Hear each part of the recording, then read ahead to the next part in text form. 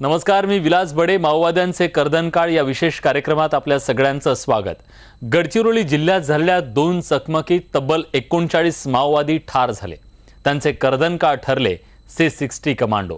कारण गेल्या काही वर्षात गडचिरोली पोलिसांनी तयार केलेली ही फोर्स आणि त्यांची बदललेली रणनीती माओवाद्यांच्या समोरचं एक मोठं आव्हान बनली आहे. या सगळ्याचा आढावा घेणारा महेश तिवारी यांचा गडचिरोलीच्या जंगलातून खास रिपोर्ट. गडचिरोली पोलिसांनी केलेल्या 2 चकमकीत 39 माओवाद्यांचा खात्मा झाला. पोलिसांच्या यशाचं गमक त्यांच्या बदललेल्या रणनीतीत आहे. गनिमी काबा पद्धतीनं सुरक्षा दलावर हल्ले करून माओवाद्यांनी अक्षरशः हैदोस घातला. पण माओवाद्यांना उत्तर देण्यासाठी गडचिरोली पोलिसांनी C60 हे विशेष कमांडो पथक तयार केलं. या पथकाचं वैशिष्ट्य म्हणजे स्थानिक आदिवासींमधून तरुणांची भरती करण्यात आली. या पथकाला तंत्रज्ञानाची जोड देण्यात आली, त्यामुळे पोलिसांना यश मिळालं असा दावा केला जातोय. तर मला एक सांगा की या C60 पथकाचं नेमकं वैशिष्ट्य काय आहे? C60 पथकाचं वैशिष्ट्य असं आहे की C60 पथकाचं नाव हे त्या पार्टी कमांडरच्या नावाने ही पार्टी ओळखली जाते अगदी पूर्वीपासून. त्यामुळे इथे जो पार्टी कमांडर असतो C60चा त्याला अतिशय महत्त्व आहे. त्याचं नेतृत्व हे पूर्ण ऑपरेशनल असेल किंवा इंटेलिजन्स असेल याच्यामध्ये अतिशय महत्त्वाचं ठरतं. दुसरी गोष्ट आहे की C60 ही एक मल्टीटास्किंग फोर्स आहे. म्हणजे बहुतेक नक्षलविरोधी जे फोर्स असतात ते फक्त अभियान राबवतात. C60मध्ये C60चे जे जवान आहेत ते फक्त अभियान राबवत नाहीत, ते गोपनीय माहिती गोळा करतात, त्या माहितीचं विश्लेषण देखील करतात. त्याचबरोबर नक्षलविरोधी प्रोपोगंडा करण्यामध्ये सुद्धा त्यांचा सहभाग असतो.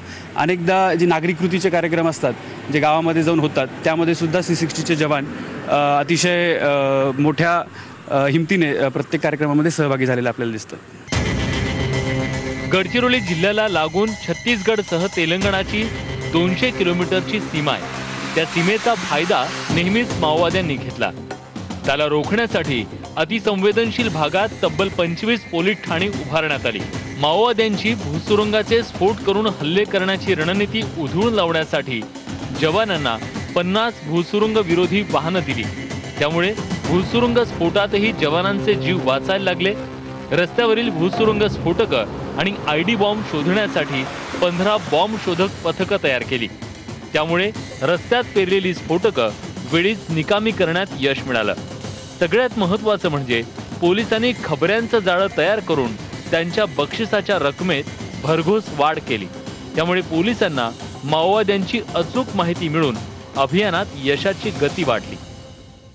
आंध्र प्रदेश आणि तेलंगणामध्ये संपूर्ण माओवाद्यांच्या विरोधात यशस्वी कामगिरी बजावणारी फोर्स म्हणजे ग्रेहाउंड्स, आणि तशीच फोर्स आता गडचिरोली जिल्ह्यात तयार झाली आहे, ती C60 कमांडो. आपण बघू शकतो माझ्या मागे या ठिकाणी या कमांडोंचं खडतर असं प्रशिक्षण 1.5 महिन्याचं दिलं जातं. हे व्हर्टिकल रोप आहे आणि या ठिकाणी यांचं हे प्रशिक्षण सुरू आहे.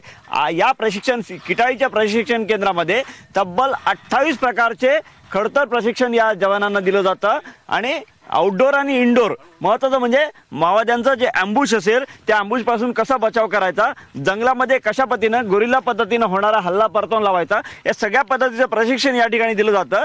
सोबतच इतर राज्यामध्ये सुद्धा या लोकांना पाठवलं जातं. ग्रेहाउंड्सच्या ठिकाणी सुद्धा हे जवान या ठिकाणी जाऊन आलेले आहेत. आपल्यासोबत प्रशिक्षण देणारे अधिकारी आपण जे आहेत त्यांना विचारूया. मला सांगा या ठिकाणी नेमकं कशा पद्धतीचं प्रशिक्षण दिलं जातं? सर, या ठिकाणी जे किटाडी आहे हा ट्रेनिंग सेंटर आहे. इथं रेडची शिकलाई दिली जाते, अंबुश कशा प्रकारे लावायचं, सर्च अँड कॉर्डन कसं करायचं, आणि इथं 36 प्रकारचे ऑप्टिकल्स आहेत. नॅशनल लेवलचे आहेत आणि खूप हार्ड आहेत. आणि जवान फिट आणि तंदुरुस्त राहावा याच्यासाठी हे ऑप्टिकल्स त्यांना शिकवले जाते. आणि जेव्हा आम्ही फील्डमध्ये जेव्हा नक्षलविरोधी अभियान राबवत असताना जर रिव्हर्स क्रॉस करायचं असेल तर कशा पद्धतीनं करायचं असते, ती कोणत्या फॉर्मेशनवर करायचं असते, आणि एखादी नक्षल गावामध्ये जर असलं तर आपण सर्च अँड कॉर्डन कसं करायचं आणि कशा प्रकारे त्याला कॉर्डन करून त्याला पकडायचं, हे शिक्षण सगळं इथं दिले जाते जवानांना. एकूण जर आपण बघितलं तर अशा पद्धतीच्या प्रशिक्षणातूनच तर C60चे हे कमांडो तयार होतात आणि अभियानामध्ये मोठ्या प्रमाणात यांच्याकडून यश मिळण्यामध्ये सुद्धा संधी उपलब्ध होऊन जाते.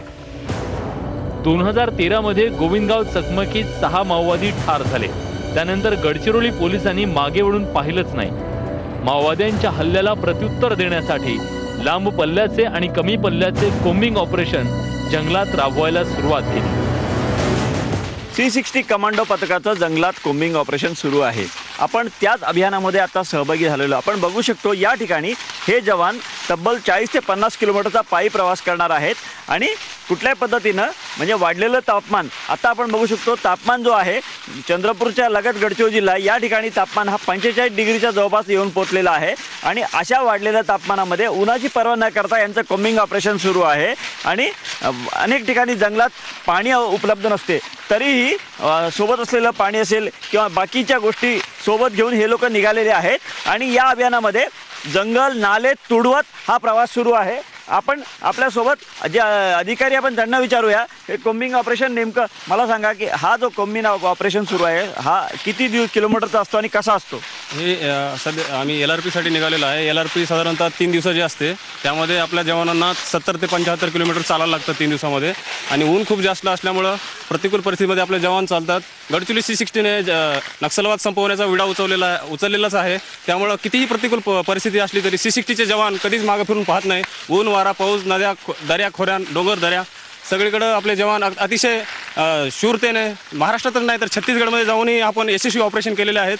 त्यामुळं आज या C60ला एवढं यश मिळालं आहे. त्यामुळं आज सगळ्या जवानांचा मोटिवेशन एकदम हाय आहे आणि या यशानं सगळे आम्ही एकदम भारावून गेलेलो आहोत. इकडून आपण पाहतो की कमांडो जे आहेत विशेषतः जवान हे आपल्या अधिकाऱ्यांनी मत व्यक्त केलेलं आहे. आपण जवानाला विचारूया जे याच्यात सहभागी होतात. मला एक सांगा की हे वाढलेलं तापमान आहे आणि एवढ्या उन्हामध्ये तुम्ही कोम्बिंग ऑपरेशन राबवतात, काय म्हणाल? या उन्हामध्ये आता पाणी भेटत नाही, नदी नाले आटून गेलेले आहेत, पाण्याचा खूप त्रास होतो. सोबत पाणी जास्त एकदम कॅरी करावं लागतं, बॉडी डिहायड्रेशन होते. तरी आम्ही आमचं कर्तव्य चोखपणे बजावतो. भौगोलिक परिस्थिती आपण बघितली किती कठीण आहे. जंगलातलं अभियान आणि या अभियानाला उपलब्ध असलेले संसाधनाची कमतरता त्यातही जवानांकडून मोठ्या प्रमाणात हे अभियान यशस्वीपणे जंगलात राबवलं जात आहे. गडचिरोली पोलीस दलाला महत्त्वाचं यश मिळालं त्या आत्मसमर्पण योजनेत. या योजनेत जहाल माओवाद्यांच्या घरी पोलीस अधिकाऱ्यांनी भेट देऊन माओवाद्याच्या कुटुंबियांना जंगलात असलेल्या सदस्याला बोलवण्याचं आवाहन केलं. त्यासोबत आत्मसमर्पण करणाऱ्या माओवाद्यांना रोख रकमेसह इतर शासकीय योजनांचा लाभ दिल्यानं तब्बल 121 माओवाद्यांनी आत्मसमर्पण केलं. तर गोविंदगावच्या चकमकीपासून अलीकडच्या चकमकीपर्यंत तब्बल 230 माओवाद्यांना ठार करण्यात आलं. सोबतच जनतेशी संवाद साधण्याची नवी भूमिकाही पोलिसांच्या कामी आली. महेश तिवारी, न्यूज 18 लोकमत, गडचिरोली.